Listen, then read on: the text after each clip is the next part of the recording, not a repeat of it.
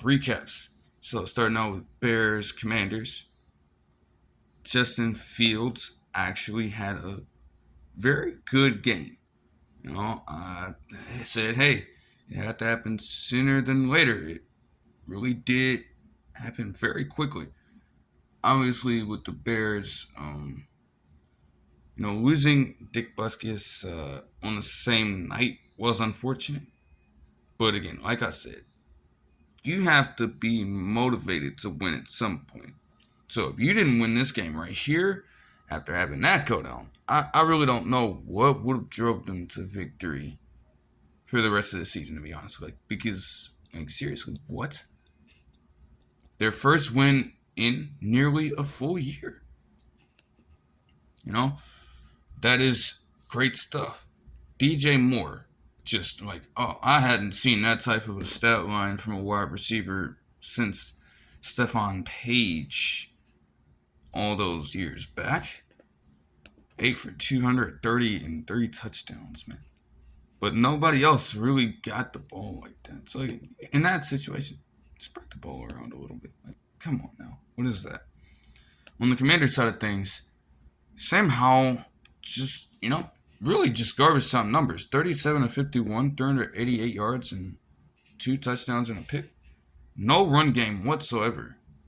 2.9 yards a rush, 29 yards.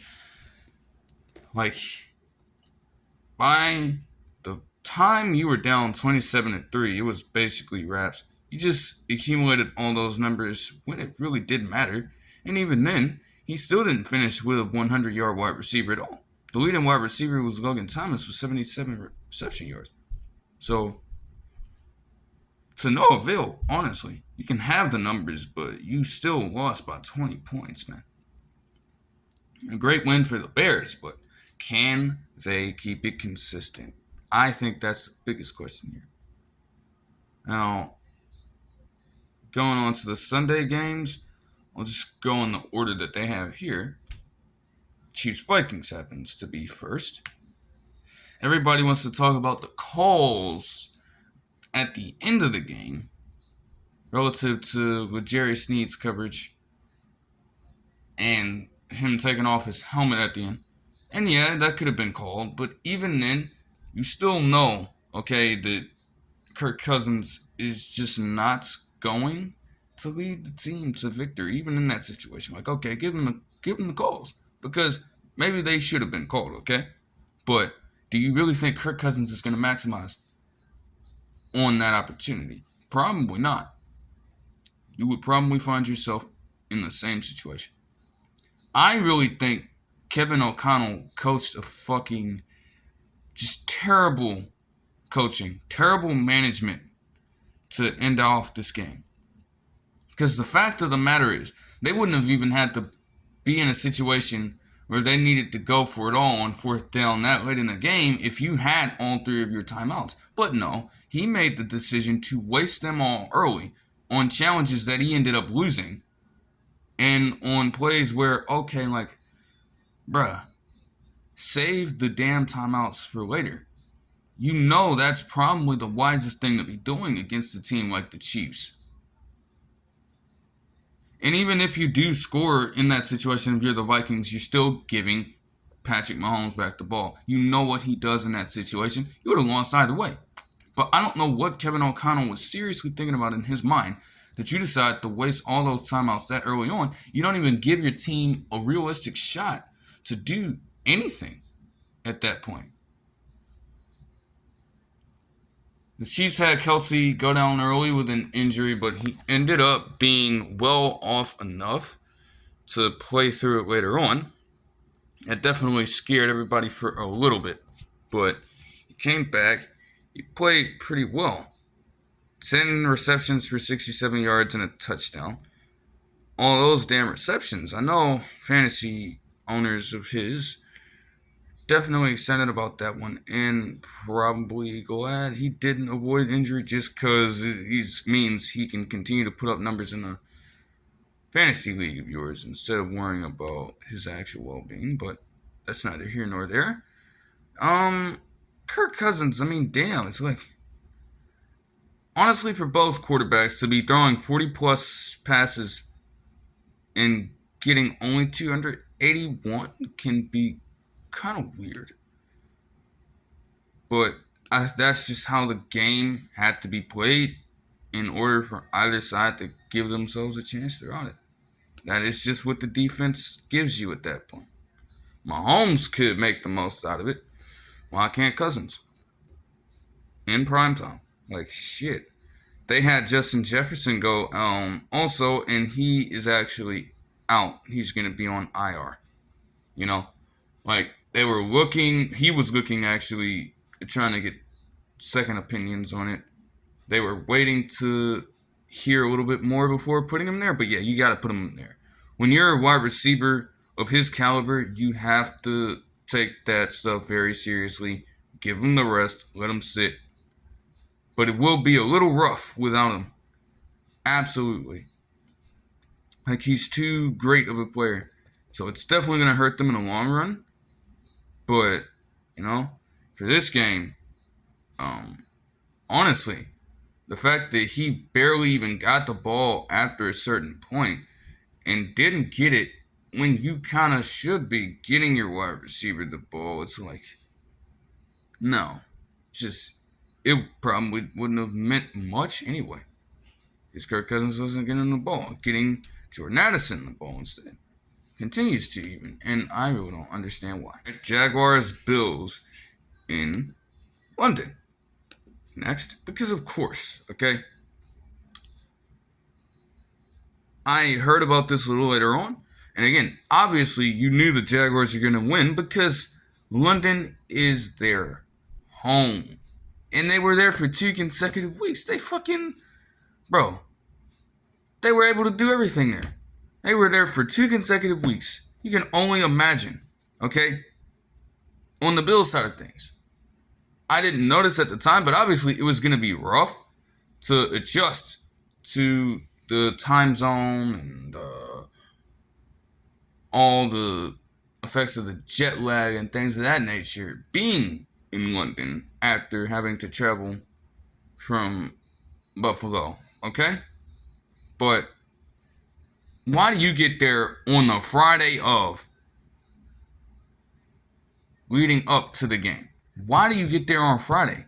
Why aren't you getting there as early as you possibly can to immerse yourself in the area? Get fully adjusted to the time there and be as prepared for them in London as possible. What do you, like, that just wasn't smart. Trevor Lawrence had a solid game, but again, Travis Etienne, man. Travis Etienne finds himself in a situation where he is always getting these dagger touchdown runs. He did it again. He had a great game overall. 26 for 136, 2 touchdowns, and 4 for 48 in receiving. Like, again, every single week. Like, he's going to be one of those running backs that get contracts soon. He's holding his own weight here. And you really do love to see it. Trevor Lawrence also made some nice, those are Trevor Lawrence throws. That's why you draft the man number 1 overall. I mean, especially on third down situations, like, he seemed to really be doing his thing there. Like, those are moves that a seasoned veteran would be making. Those are throws that a seasoned veteran would be pulling off. Some clutch third down conversions too. Especially when you win a game by 5 points. Calvin really did pretty well. And it's, again, also another player. He had some third down pickups that really helped to set the tone later on in the game. Even with the Jaguars for a little bit there, not being able to do much, it kept on putting enough pressure on the Bills to prevent them from doing anything too crazy. Defenses also, for a good portion of the game, were on display for sure. Definitely in between the second and third quarter. AJ Epinesa was doing his thing. You had Darius Williams, and I'll get to that in a second, doing this thing. Like, they held each other in check for a fair amount of time, but the Jaguars were able to pull away late. Josh Allen and Stephon Diggs, for that matter. I mean, hell, two 100-yard wide receivers in Diggs and Davis. You expect that. I did not expect Deontay Hardy to have 62 receiving yards. That's neither here nor there. My point is, when they needed to get something going, rather. And again, the interception is more so on Stephon Diggs, but Darius Williams made a hell of a play. That is a hell of a catch by Darius Williams, to be completely honest. He just straight up took the ball away from him. Josh Allen put that where only Stephon Diggs should have been able to get it. Darius Williams timed it well. Got up right with him and stole it from him. It's really that simple. Bills find themselves in another situation where they're losing a game late. They're just going to have to, again, you just have to get consistency on this end. If you're the Bills, because you have the talent, you have a record in years past, at least, heading into the playoffs, that would suggest that you are a contender. So, to continuously find yourself in situations like this, it's crazy.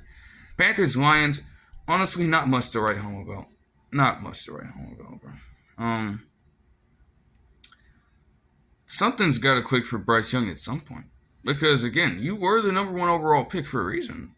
So it's not necessarily that he ain't good and that he ain't talented, but there is just something going on in this system overall where you need to be adjusting at some point. Something's got to be changing.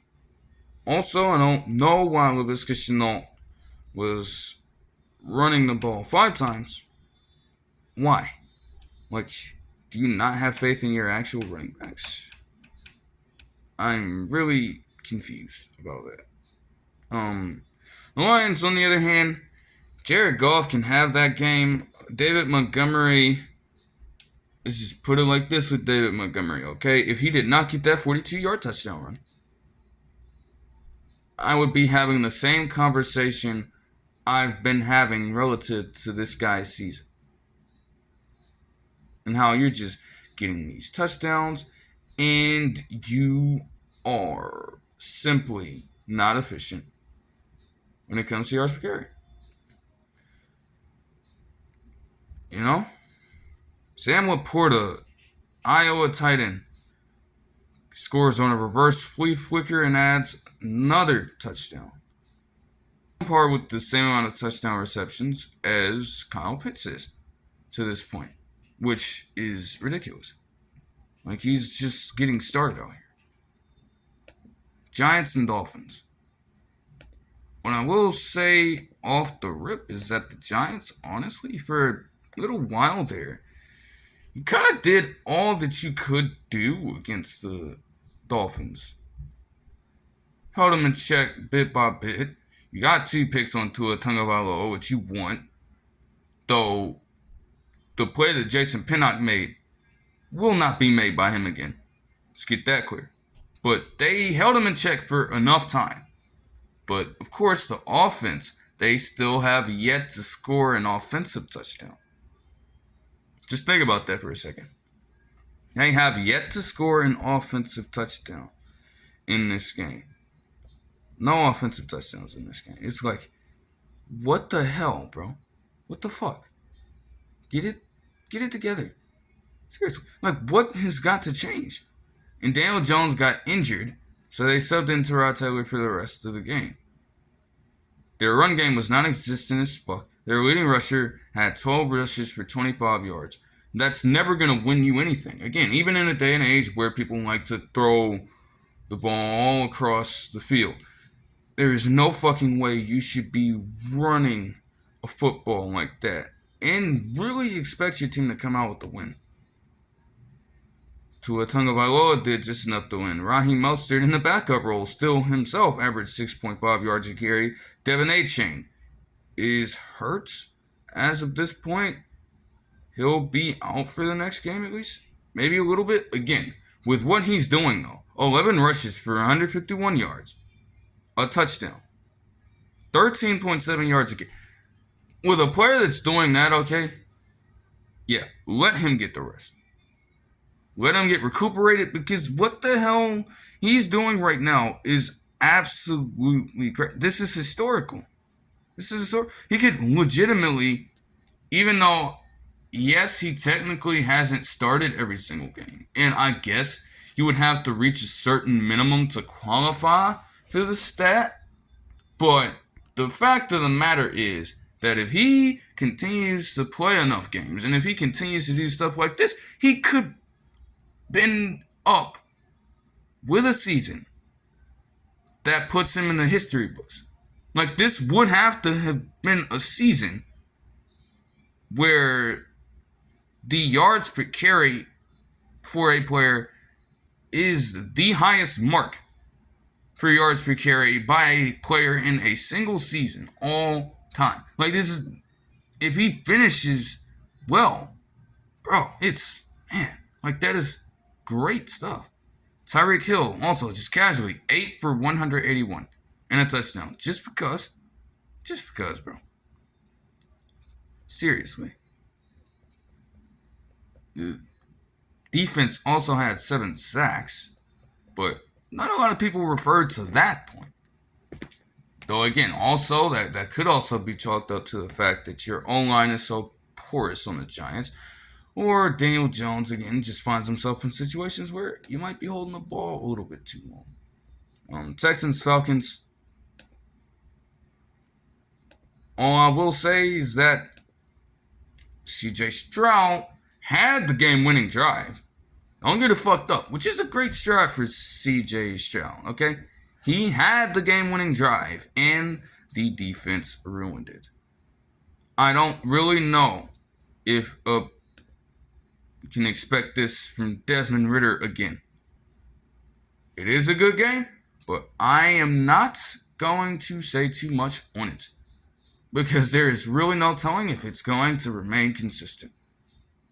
But hey, Kyle Pitts ended up being the leading wide receiver, and Drake London was right behind him. So finally, if that can happen, yeah, you're winning, because those two, as they should be, are your leading pass catchers.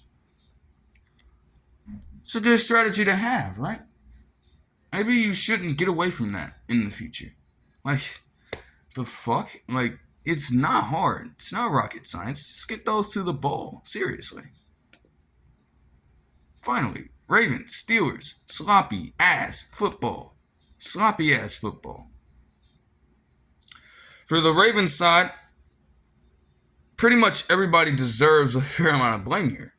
I mean, John Harbaugh, again, I don't think he coached worse than Kevin O'Connell. He definitely had weird management. Okay? Shitty time management. And bad decision making. I don't think it was as bad as Kevin O'Connell's was given the situation. If you want to say it was, I can't blame you, because it was incredibly bad. Lamar Jackson did not play up to par in this game, and frankly seems to kind of shrink every time he plays the Steelers. He just wasn't able to play them last season because he was hurt, but every time he seems to play the Steelers, he kind of just like, his production kind of dips. That's a fact. The drops too. I mean, holy shit. Like, man, your wide receivers have got to get it together. And also, Zay Flowers on the one play where they had the deep shot, because Lamar Jackson had him, and it was a touchdown. He hesitated on the route, stops, and then slips. And you'll think that that's an overthrow or something. No, it was on the money. If you continue to run for it, it's a touchdown, and you slip and fall. The defense also could have helped the offense out by scoring when they got the fumble recovery from Ashevsky literally running into his teammate. And instead of having to put the offense in a situation, the offense that clearly was not doing a lot in the second half, if anything at all, you could have scored. No, instead you're stumbling on over yourself, bro. You're stumbling. and you are marked down. I will credit Joey Porter Jr. for the pick, though. You gotta love Joey Porter's son making a play in a game like this. You know, he'll definitely remember this one. Kenny Pickett, on the other hand, he made the play. He made the play. He may not have played great ball throughout this entire game, but he made the play. And George Pickens made the play. Seriously. 7 total touches for 146 yards and a touchdown. Maybe you should start getting him the ball more. Just a suggestion. Jalen Warren also with 12 total touches for 79. Meanwhile, Najee Harris is 15 total for 40. I wonder who you should be trying to get the ball to just a little more. Even if you want to have Najee Harris remain as the lead back, okay. But you have to give Jalen Warren a little more respect here. Involve him more. Because he clearly made this game way different. He added a whole nother element to this game for the Steelers when they started using him. And it kind of turned things around for them, or at least on the offensive side of the ball. But the defense, and especially at the end, the defense is always going to hold consistent. They are now the leaders of the AFC North. Something crazy I would not have expected. But it is the case. It is the case. Titans, Colts, Anthony Richardson is out. In yet another game where he's doing very well, where the team's winning, and then he gets hurt. That is a minor concern for Anthony Richardson right now. It's okay to say that. You wanted to see him play a full game out. Because honestly, when he's able to play a full game, he's done well. It's just, can it happen consistently? But Gardner Minshew, like always, his situation, man, Minshew Mania is a real thing. He is a great backup quarterback. And honestly, if he was able to start for a team, he would be a tremendous starter. And he pretty much was. Even when you weren't expecting it, really. Zack Moss had a hell of a game. Jonathan Taylor had 6 for 18. I'm not going to make too much of it because he's just getting back here. Once he reasserts himself as the starting back, because they're going to give it to him, and gets into the flow of the game again, he'll be fine. He'll be back to his Jonathan Taylor self, quite honestly. But that is a good game by Zack Moss. Some people might have slept on Zack Moss, given that, and taken them out of their lineups. And he apparently put up a hell of a lot in that side of things. So some people might be regretting that about Mount at this time. But hey, Josh Downs with a pretty impressive game. Caught all 6 of his targets. Got 97 yards. On the Titans side, though, if Derrick Henry, Derrick Henry cannot be the end-all be-all here. Just because he has a bad game, you had decided to start playing bad Ryan Tannehill? That's just crazy. They're paying you. They're paying Derrick Henry a little bit, but you're the one getting a whole hell of a lot of money from them right now. You need to be able to actually change the game and be an X factor for a team on your own accord instead of continuously relying on Derrick Henry the entire time. Because again, Derrick Henry can have these great games, but you're not going to be having them all the time from him. So what do you do in that point? DeAndre Hopkins had a hell of a game, though. Still has yet to score in Tennessee. But he did end with 8 for 140. So look at you finally using him. That's a start. But I mean, damn. Outside of that, what the hell really happened? Just another Typical Titans loss. Quite honestly, that's really all I can describe this as.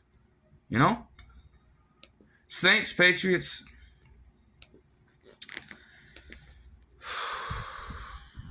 Saints and Patriots, man. It's like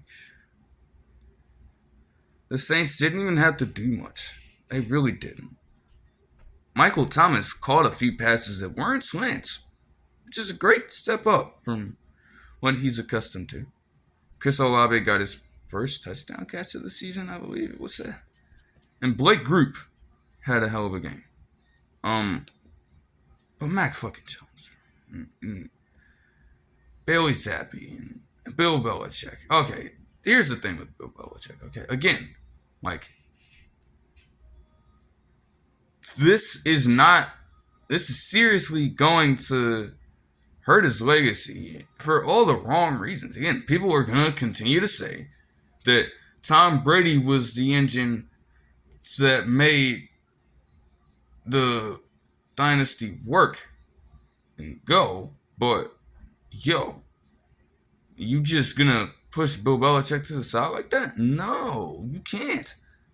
And this doesn't change this should not be changing as much as people want to do this.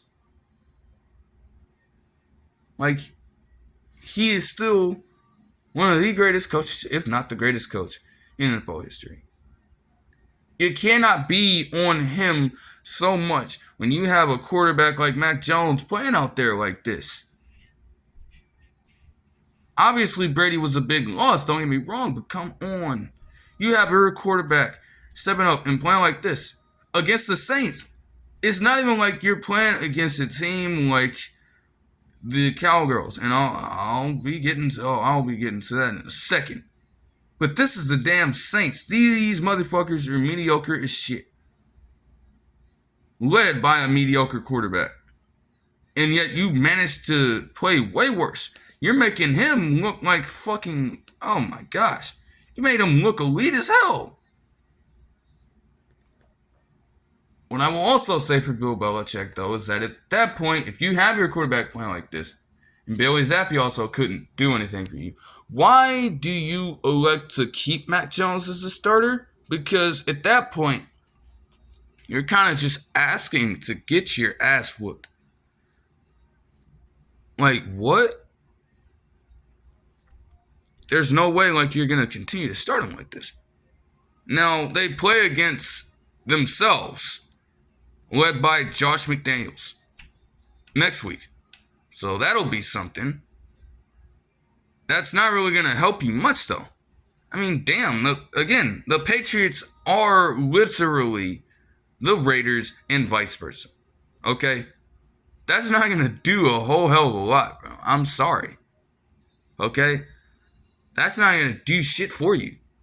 So, like, just move on. Get out of here. Eagles and Rams. Hey, the Puka Nacua and Kupp duo started out pretty nicely, if I do say so myself. It's just Matthew Stafford. You still couldn't lead them to a win with that? The Eagles are a hard team to beat, don't get me wrong. But come on. Come on, bro. But come on. 15 combined receptions for 189 combined yards and a touchdown. Like, this duo is going to be crazy. It's just a start. This is just the beginning. And boy, do I know it. Jalen Hurts continues to QB sneak his way to wins, Just continues to. Again, if you can't stop it, like, okay, yeah, continue to run it. Honestly, if people get mad. Or just get better, get more skill. But that is crazy. That is crazy, dude. I'm not going to lie. 32 combined carries for 142 combined yards and a touchdown between Swift and Hurts. And the fact that there were also 200-yard wide receivers. I didn't even know that Dallas Goedert had 8 for 117 and a touchdown. But everybody wanted to show respect to A.J. Brown, which they should. Outside of DeAndre Swift, though, nobody else really did much of anything. The fact that Devontae Smith, with only a reception for 6 yards, it's uncommon, but he'll definitely shake back from it. Yeah, that's just a solid win by the Eagles, man. They'll beat you just completely demoralizing. In a demoralizing way. Seriously. Just running the football, knowing that you aren't going to stop them. And if they do happen to get stopped, okay, they have wide receivers that can make plays on the outside. Quite honestly. Bengals, Cardinals.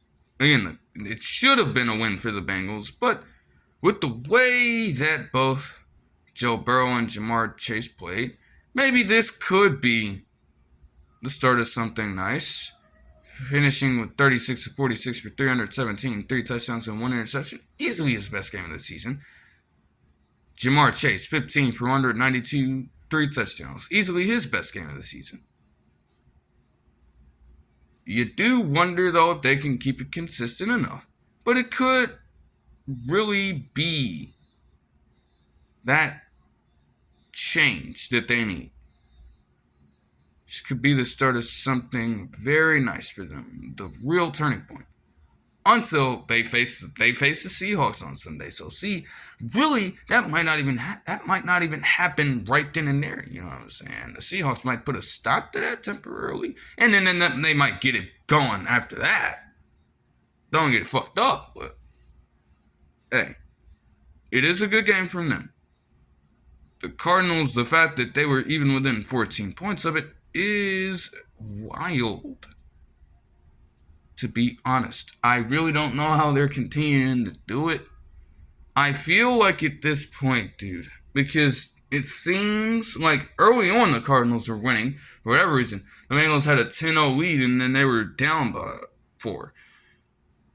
At some point, you should probably be looking to give Clayton Tune the start, man. Because it seems like, ironically enough, Josh Dobbs is giving you the best chance to win. You don't want to win. You want to get the number 1 overall pick. So you can get your hands on either Caleb Williams or another quarterback for whatever reason. They're probably going for Caleb Williams, okay? Caleb Williams is getting drafted number 1. And if they have a pick later, they're going to try to get a top-level wide receiver. I don't think it will be Marvin Harrison Jr. If that were to happen and a team manages to get both of those two on the same team, that would be wild. I don't think it'll happen that way. But you're trying to lose, is my point. Clayton Tune is a rookie. Put him in. Continue to lose. You need to lose. Seriously. You want to lose here. Jets, Broncos. Breece Hall dominated. Honestly, Zach Wilson did okay for the second consecutive week until later on in the game. But Patrick Surtain, that is a hell of a play on his end, to be honest. Really, the game itself is not so much a worry for me. The statistics and all of that. Hackett got his revenge. I'm going to be making another video title centered around you again. But this is crazy.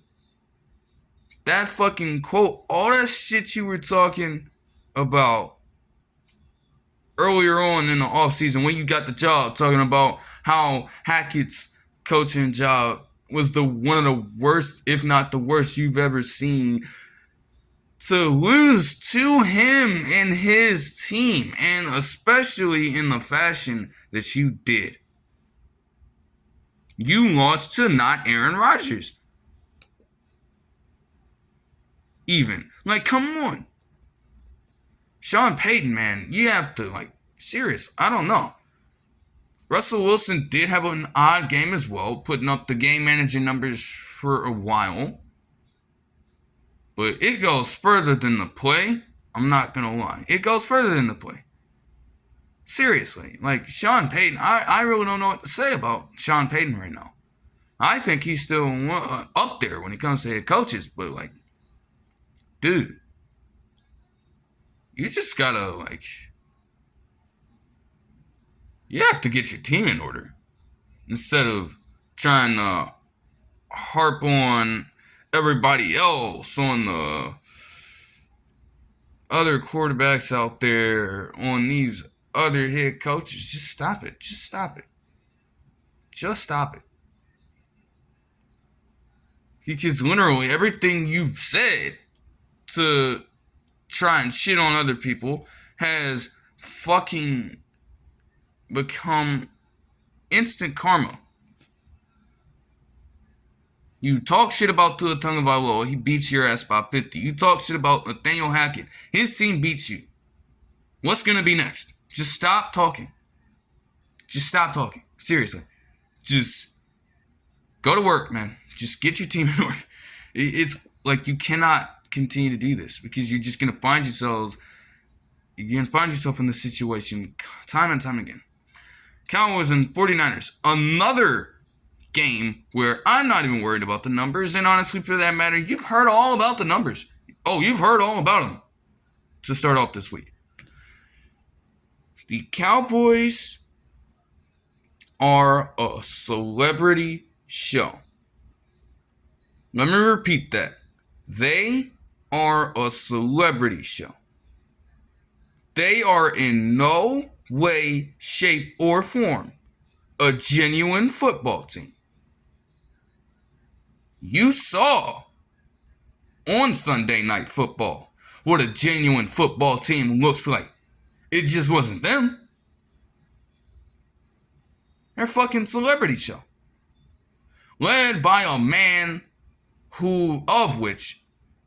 of whom people in the organization cannot manage to save him from himself. He is so convinced that the Cowboys are already where they need to be and invests so much time and money into legitimately every single thing else outside of football.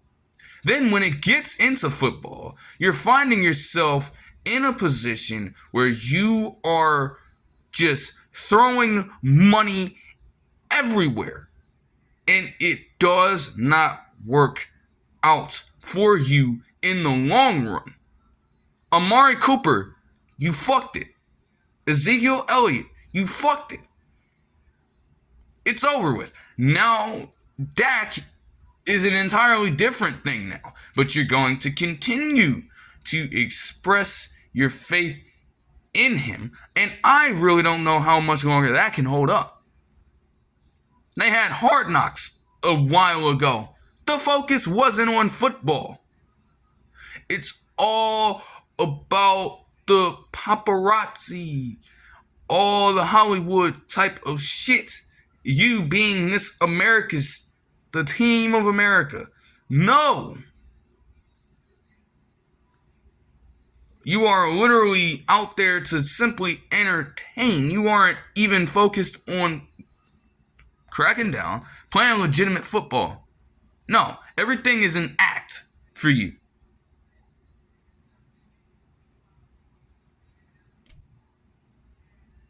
Like, it is crazy stuff. Lights, camera, flash. Where the fuck is the action at? Your ass getting beat down by 32 points? Everything's for show, no fucking substance, no foundation for your fucking football team. But you continue to push it out to everybody on a yearly basis. No, nobody's buying that shit outside of these fucking delusional people. Quite honestly. And it's crazy too, because there are honestly some Cowboys fans out there who aren't even delusional like that, but they just get thrown into the fire by association. They aren't even like that. But you have the majority, and they represent everybody, which is crazy.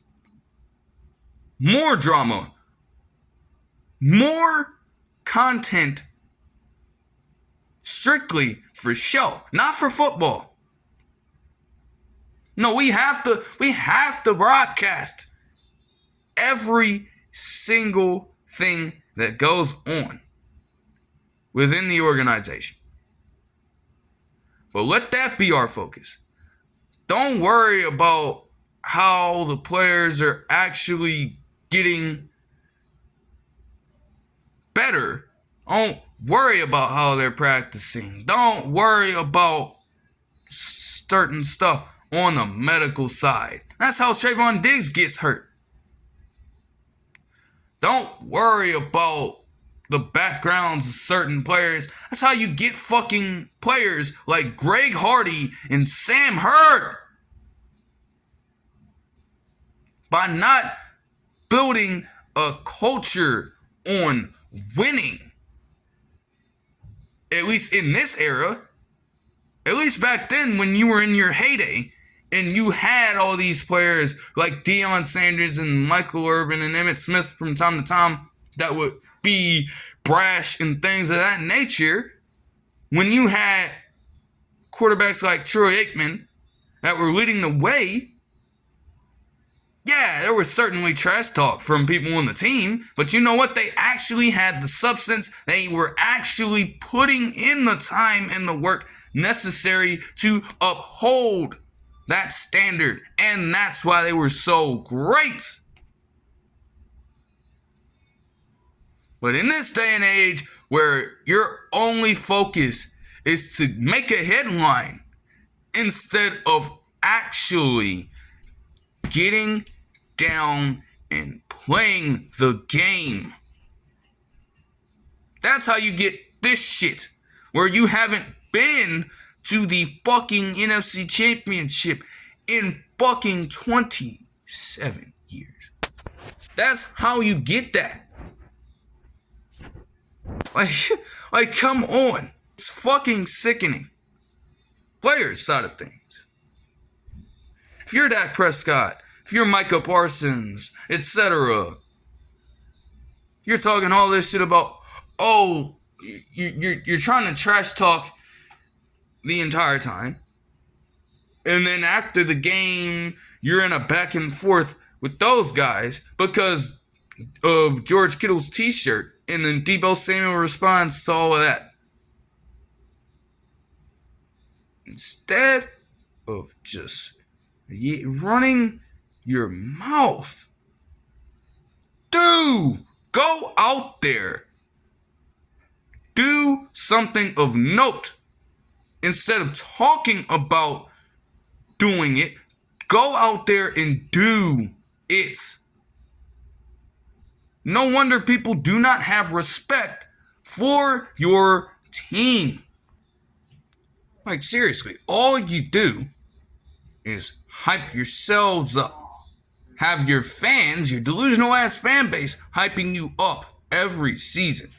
So how about you go out there and just for once, just commit yourself to actually making an action instead of talking about it. I'm going to continuously brag about something you haven't done. Talk about something that you don't have and act like you are something that you are not at all. You aren't going to have people respect you as a team because you aren't doing anything of note. You are not building a sustainable foundation there. You're just talking about it. There's nothing there. It's a fake fucking sham, and it needs to stop. That is the only way that you will eventually be able to make a championship and one day hoist a Super Bowl.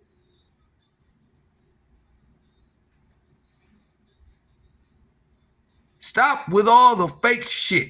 Go out there and make the shit happen.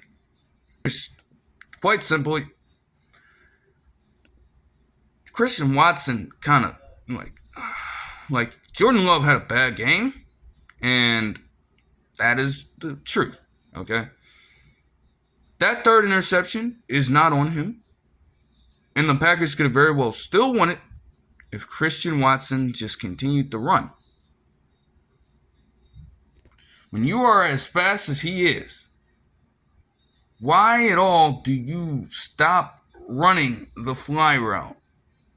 Why? Of course, Robertson would have been able to catch up with him. He did have him beat, and he slowed down. Like, what? That can't happen. It just can't happen, man. Quite honestly. That's just a rough one. And Christian Watson, I was watching the thing live, he definitely felt the impact of what he did afterwards. I think he very well understands it. I also understand he's a very young wide receiver, and he can improve in that situation over time. I feel like he has enough of a mindset to where he'll be able to shake back from it. And when he finds himself in a situation like that, again, because he's that great of a wide receiver to start out early on, at least for the Packers. But he's a pretty good wide receiver overall. So when he finds himself in that position again, he'll be ready. On the other hand, Josh McDaniels almost lost it because he is a stupid idiot. And it's going to be so fun, the fact that the Patriots actually play the Raiders. How about that shit, man? You're going to have, in terms of coordinating, because I think Josh McDaniels calls some of the plays, you're going to have Bill O'Brien versus Josh McDaniels? You're going to have Bill O'Brien versus Josh McDaniels in a matchup of calling plays for their teams. Ooh, oh my gosh. Oh, that is going to be something. That is going to be something. I can't wait for this shit, man. It's like, there are only one of two things that are going to happen, man. Either Mac Jones is going to play shit. Well, actually, no, 3 things, okay? That's the first. Then you have the Raiders just putting up an egg, or this is going to be one of those low-scoring games that end in a tie. You remember the 6-9 game that the Seahawks and Cardinals had that one time? That's probably what this shit could end up looking like down the line. I'm not going to lie. But that'll do it for this one. I hope you guys enjoyed it, and I'll see you guys in the next one. Peace.